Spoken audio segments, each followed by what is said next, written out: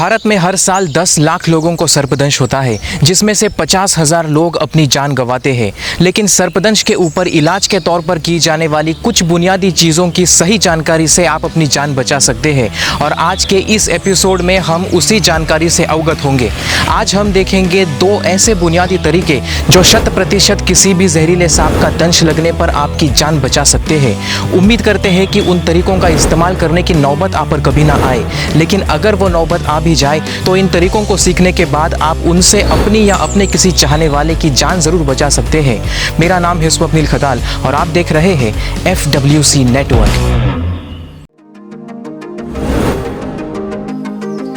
भारत में करीब 550 प्रजातियों के सांप पाए जाते हैं, जिनमें से सिर्फ 4 मुख्य जहरीली प्रजातियां हैं।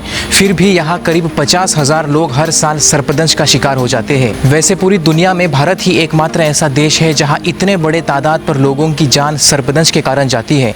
और इसके 3 मुख्य कारण हैं: सांपों के प्रति इंसान का स्वाभाविक डर, सही जानकारी का अभाव और अंधश्रद्धाओं पर विश्वास। इसीलिए जब किसी व्यक्ति को सर्पदंश होता है तो उसके पैरों तले ज़मीन खिसक जाती है। और आज आपकी जानकारी के लिए मैं अपने पैरों तले ज़मीन खिसकाने जा रहा हूँ।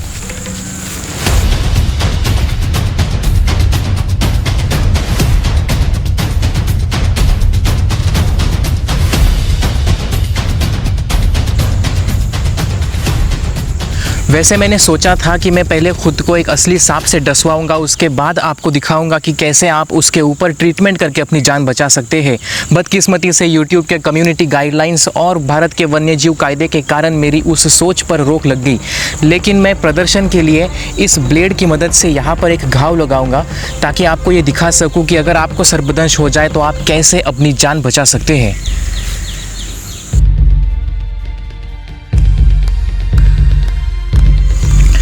मान लेते हैं कि ये एक जहरीले सांप का दंश है, और जब आपको ऐसा दंश लग जाए किसी भी सांप का, तो सबसे पहले जो चीज़ आपको इस्तेमाल करनी होती है वो है एक क्रेप बैंडेज। अगर आपके पास उस वक्त कोई क्रेप बैंडेज नहीं है तो आप किसी भी ऐसे लंबे या बड़े कपड़े का इस्तेमाल कर सकते हैं इस आकार के। कई मर्तबा लोग रस्सी का इस्तेमाल कर लेते हैं, लेकिन वो एक सरासर गलत चीज़ है, क्योंकि रस्सी का इस्तेमाल करने के बाद आपका खून का प्रवाह रुक जाता है और उसके बाद आपको आपका हाथ या पाँव जहाँ पर भी दंश लगा है वो बॉडी पार्ट गंवाना पड़ सकता है। तो अगर आपके पास ऐसा कपड़ा है तो उसे अपने हाथ पर इस तरह से लपेटना है आपको।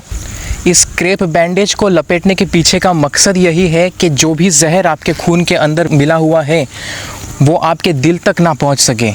इसीलिए आपके खून के प्रवाह को आपको धीमे करना होता है। एक बार अगर वो जहर, वो खून आपके दिल तक पहुंच जाए, पूरे शरीर में बड़ी तेज़ी से फैल जाएगा और उसके बाद आपके मरने के आसार बढ़ सकते हैं। एक बार आप इस क्रेप बैंडेज को यहाँ पर बांध दें, उसके बाद आप सबसे ज़रूरी और अहम चीज़ का इस्तेमाल कर सकते हैं, और वो अहम चीज़ है ये ब्लड सकर।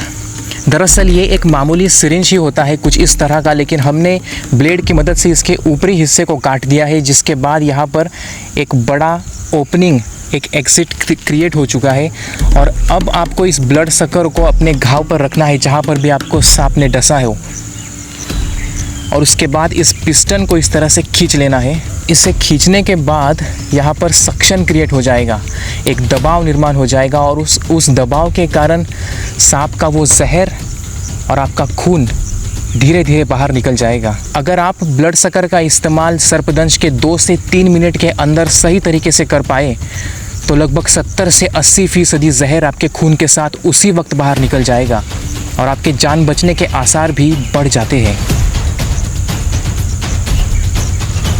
और आप देख सकते हैं किस तरह से यहाँ पर मेरा खून काफ़ी हद तक निकल चुका है।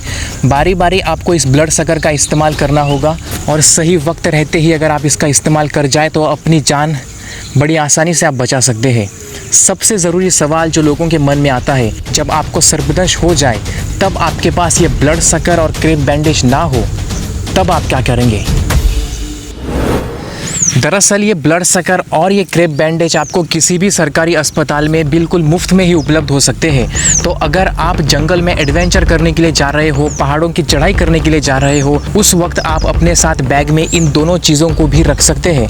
अगर आप कोई किसान है, खेतों में काम करने जाते हैं या जंगल में लकड़ियाँ तोड़ने के लिए जाते हैं, तो आप अपने साथ इस क्रेप बैंडेज और ब्लड सकर को जेब में लेकर जा सकते हैं। और अगर आप ऐसे किसी इलाके में रहते हैं जहाँ पर सांपों की काफ़ी आवाजाही है, तो अपने घर में इन दोनों चीज़ों को रखना आपके लिए फ़ायदेमंद साबित हो सकता है। मुद्दे की बात यही है कि इन दोनों चीज़ों को खरीदने के लिए ना तो आपको पैसे लगते हैं और रखने के लिए ना ही जगह। इसीलिए इन दोनों चीज़ों को अपने साथ उस वक्त रखना आपकी जान के लिए अच्छा साबित हो सकता है। अधिकांश बार लोगों को सर्पदंश लगने पर वो अक्सर सांप को मारकर अस्पताल ले जाते हैं ताकि डॉक्टर को दिखा सके और सही इलाज कर सके। लेकिन सच बात बताऊं तो ऐसे में आपको सांप को मारकर अस्पताल ले जाने की ज़रूरत नहीं होती, क्योंकि सिर्फ बाइट साइट को यानी दसी हुई जगह को देखकर ही आप बता सकते हैं कि सांप जहरीला था या नहीं। दरअसल साधारण सांपों के मुंह में कई छोटे छोटे नुकीले दांत होते हैं जो शिकार को दबोचने के काम आते हैं और इसीलिए उनके डसने पर कुछ इस तरह का घाव बनता है। जबकि जहरीले सांप के मुंह में ऊपरी जबड़े पर किसी हाइपोडर्मिक सुई की तरह दो खोखले विषतंत होते हैं, इसीलिए उनके डसने पर कुछ इस तरह का घाव बनता है। लेकिन फिर भी आपको चिंता करने की ज़रूरत नहीं, क्योंकि कई बार जहरीले सांप डसते वक्त जहर नहीं छोड़ते और ऐसे बाइट को ड्राई बाइट कहा जाता है। सांप ऐसा इसलिए करते हैं क्योंकि वो इंसान जैसे बड़े जीव पर अपना मूल्यवान जहर ज़ाया नहीं करना चाहता। लेकिन सवाल ये उठता है कि हमें कैसे पता चलेगा कि सांप ने डसते वक्त जहर छोड़ा था या नहीं। और ये पता लगाने का एक तरीका है डसे हुए व्यक्ति पर जहर के लक्षण देखना। मिसाल के तौर पर सांस लेने में दिक्कत होना, नज़र कमज़ोर हो जाना और डसी हुई जगह पर सूजन और दर्द होना। लेकिन उन सभी लक्षणों का इंतज़ार करने से बेहतर है आप ब्लड सकर का इस्तेमाल करें और जल्दी से जल्दी किसी भी सरकारी अस्पताल की तरफ रुख कर जाएं। उम्मीद करते हैं कि यह जानकारी आपको दिलचस्प लगी होगी और दुआ करते हैं कि इन तरीकों का इस्तेमाल करने की नौबत आप पर कभी ना आए। लेकिन अगर वो नौबत आ भी जाए तो अब आप जानते हैं कि आप कैसे अपनी जान बचा सकते हैं। दूसरी ज़रूरी चीज़, इस जानकारी के अभाव में हज़ारों लोग हमारे देश में सर्पदंश का शिकार होते हैं और अपनी जान गंवाते हैं। इसीलिए इस जानकारी को आगे प्रसारित करने के लिए संकोच मत कीजिए। हो सकता है ये जानकारी किसी की जान बचाने में काम आ जाए। खैर, अपना कीमती समय देकर इस एपिसोड को देखने के लिए आपका बहुत बहुत शुक्रिया। मेरा नाम है स्वप्निल खताल और आप देख रहे हैं FWC network. See you next time.